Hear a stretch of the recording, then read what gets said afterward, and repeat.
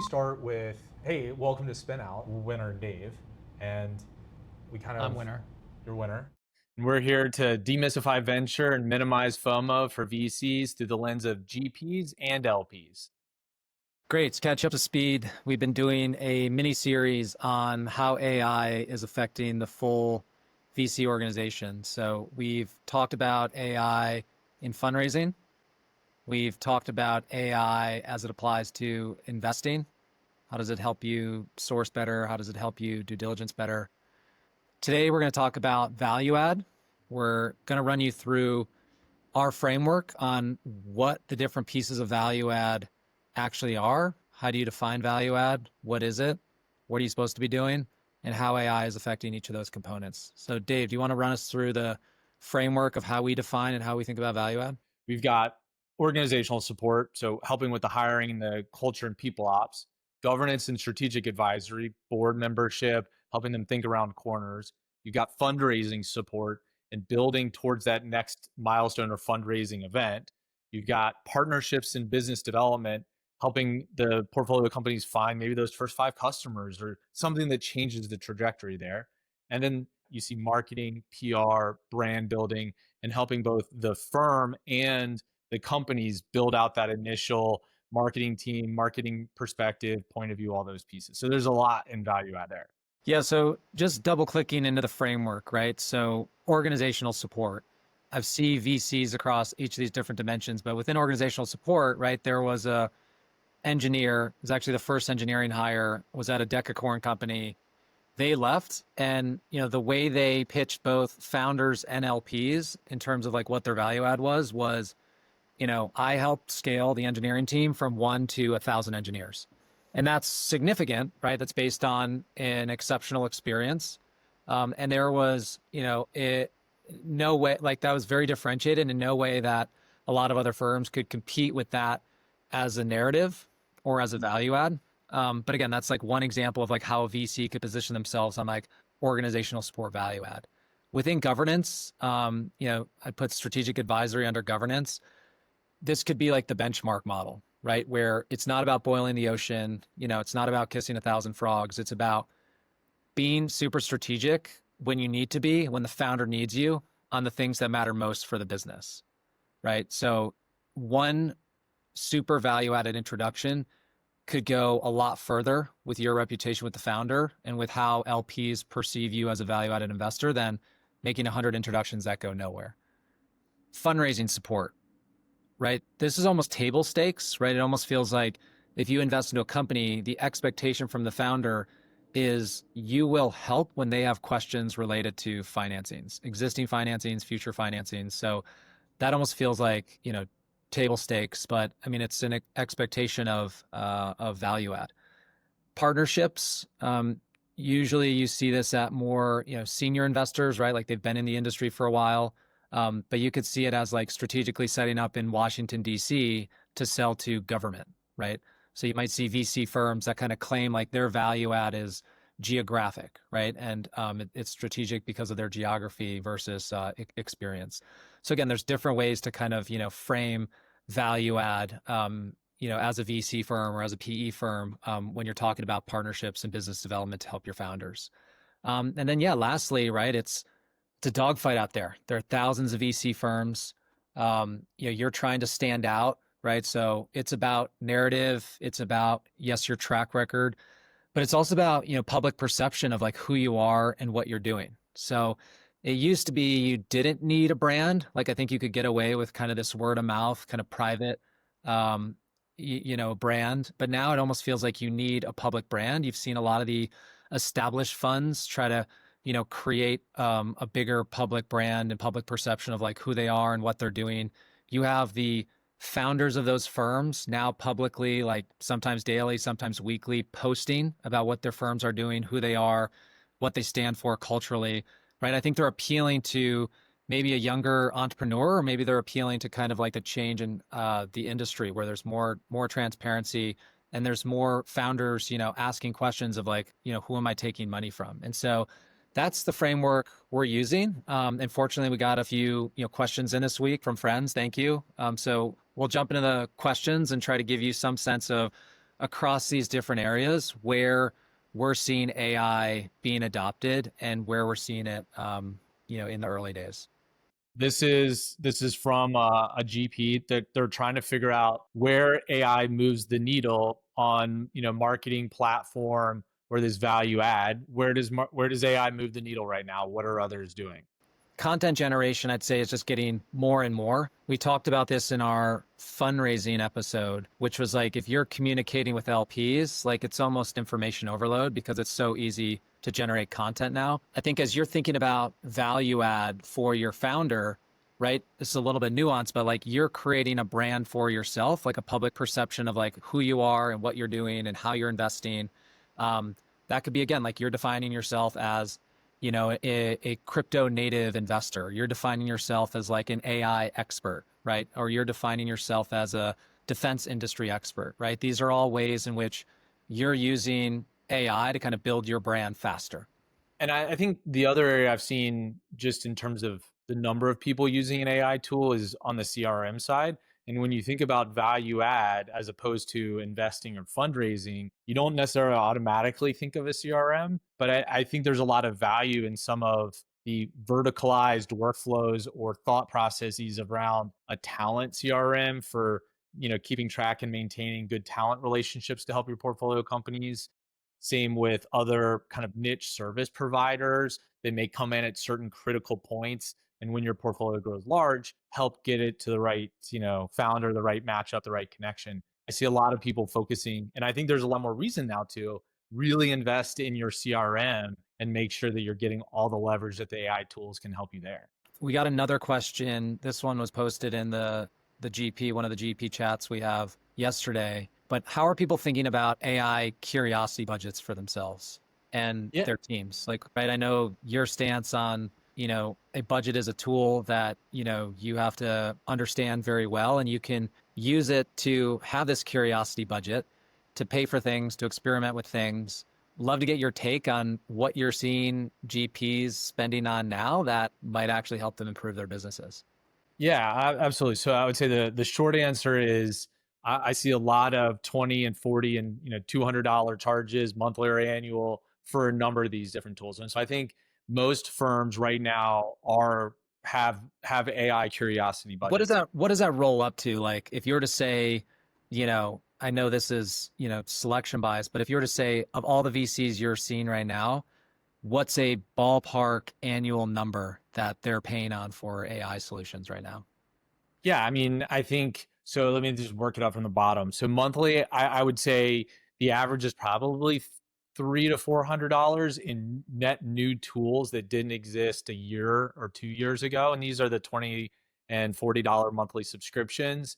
I think you're seeing more people are kind of trying to build out some of these tools. So you're seeing Lovable subscriptions. You're seeing different Replit and Cursor subscriptions. People are opting for pro versions of some tools now. So I think $300 to $400 seems pretty normalized, and even more than that, I would not blink at in terms of most funds. It depends on the size, though, right? Like if you're a $5 or $10 million fund, obviously you have to make some tough choices. But I think if you're in this kind of gray zone where you're a $25 to $50 million fund, these AI tools are really helping you think differently about the buy, build, or borrow strategy. Do you hire a person? Do you get a tool? Can you get several tools? And one person can now do the job of 3 or 4. And I think that's where you're going to see the most gains is in that with the curiosity budget is like the testing makes the most sense at this 25 to 50 million AUM range. And then as you get bigger, the curiosity budget should scale, and you should think about, the different teams all need to make sure they have access to these tools, not just the investment committee or not just the associates doing sourcing, but like everybody's got an opportunity for a little bit of a budget. And I would also say I see firms mostly charging some of the curiosity budget to their management company, but depending on what the tool is, how developed, and how the structure of their LPA, some of these expenses are also being charged to the fund themselves. And you might be trading off much more expensive tools or research products for a cheaper alternative and saving your LPs or saving your management company some money there. So you think about this header, right? Like VCs doing value add. Are any of those tools you're seeing helping VCs become better versions of their former value added selves. Are you seeing any of that? Like, is that something that VCs should be thinking about? Or, the folks who are listening to this pod, like, are they behind already because other VCs have become super VCs and they're not yet? Like, how are you seeing it? I think we're still in the early innings. There are some firms that are building their own tools in Cursor, Lovable. They're building dashboards. They're combining different data sources to kind of help them make decisions quicker. There are people testing tools that we've mentioned. So there are some vertical software systems, AI, wrappers that help with the different functions. I haven't seen the true super VC. I have seen what I would call like the next iteration of the solo GP that prior generation would have been a low code or no code expert and has integrated their firm in such a way that as a solo person with some contractors replicate a very big team. I think you're going to see a wave of that. And then I think you're going to see superstars that are willing to invest the time and in how to add the extra little advantage of the tool to how they build networks or build community or host events. I think it's the ones that are curious and energetic that adopt them that are going to be like the growth marketers or the guerrilla marketers of a prior generation, the ones that are finding the unique ways to leverage these tools because they're not widely dispersed yet.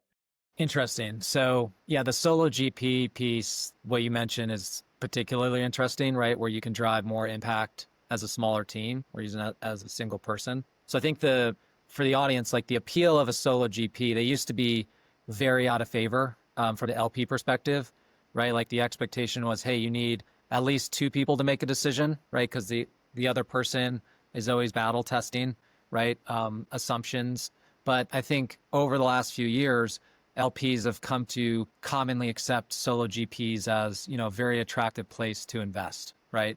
And so you've seen the rise of a lot of these independent investors that may actually compete better with AI. They can build brands faster with AI. They can source faster, right? They can help their companies more. So you might actually see a drift away from bigger, oversized teams. We will see what happens there. But maybe also like if it's a solo GP and they're looking to scale up, like maybe now you can make a case for a $100 million solo GP fund instead of a $50 million solo GP fund, right? Because you're hiring slower because the AI kind of impacts how the organization is run, how you report to LPs, how well you invest, how quickly you can pull all the information together on your back end. And that'll be interesting to kind of see how that shakes out, given there are so many small teams and solo GPs that either have to merge to become larger, or maybe they use AI to kind of stay dispersed.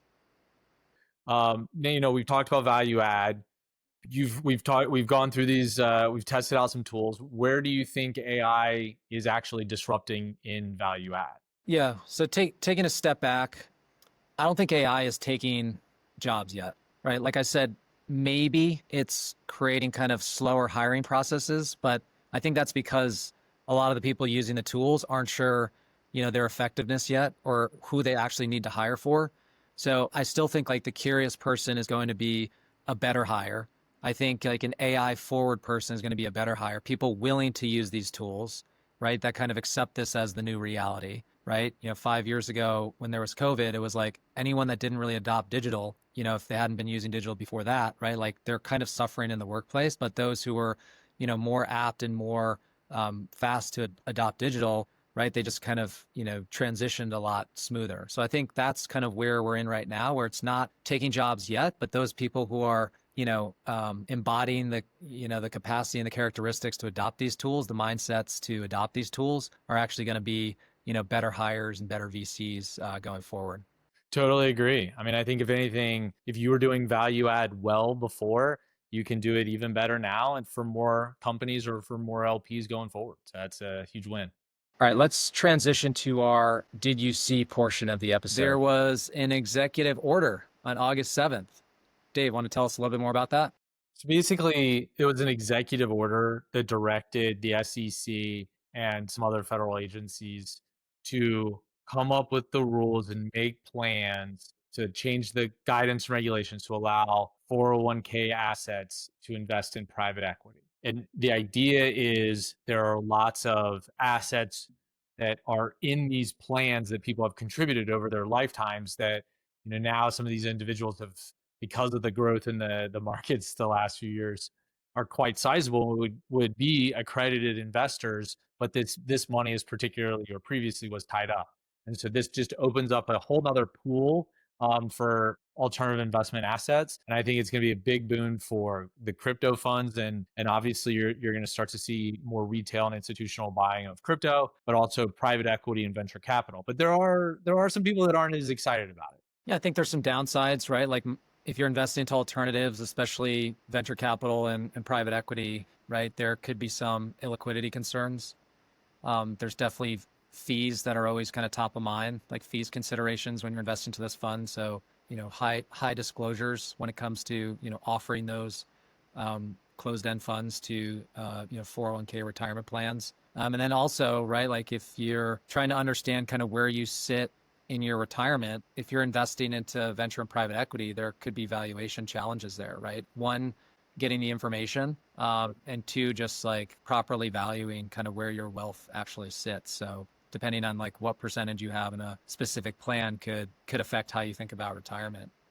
And also I think from the GP's perspective, if you're out fundraising right now, this could lead to more adoption from the kind of regional or subnational scale RIAs that are out there at, aggregating assets among affluent or mass affluent individuals.